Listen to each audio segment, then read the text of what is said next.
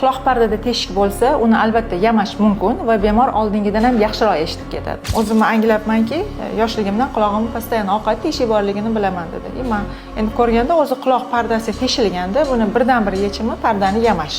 Chunki dorilar vaqtincha yiring oqqan payti mikrobni o'ldiradi, lekin teshigi yamalmaydi. Teshikni yopadigan dorilar ham mavjud emas. Shu bemorga operatsiya qilib pardangizni yamaymiz desam, rostdan ham pardani yamasa bo'ladimi? Hech anaqa tasavvur qila olmayman. O'sha shunaqa shu quloq oqishiga o'rganib qolganmanki, bu men uchun butun umr shunaqa yuraman deb o'ylagan ekanlar. Bemor o'zini to'qimasdan olib pardani yamaymiz. Bu operatsiyalar quloqning ichidan bo'ladi yoki quloqning orqasidan bo'ladi. O'sha bemorda ham operatsiya tavsiya qildim. Ular ozgina ishonmasdan shunga rozi bo'ldilar, keyin tayinlandilar. Albatta operatsiyadan oldin bemor tekshiramiz, eshitishini tekshiramiz, qanchalik pasaygan, nervga o'tganmi yo'qmi va operatsiyadan keyin qanchalik ko'tarib bera olamiz. Shu bemorga tushuntirishimiz uchun.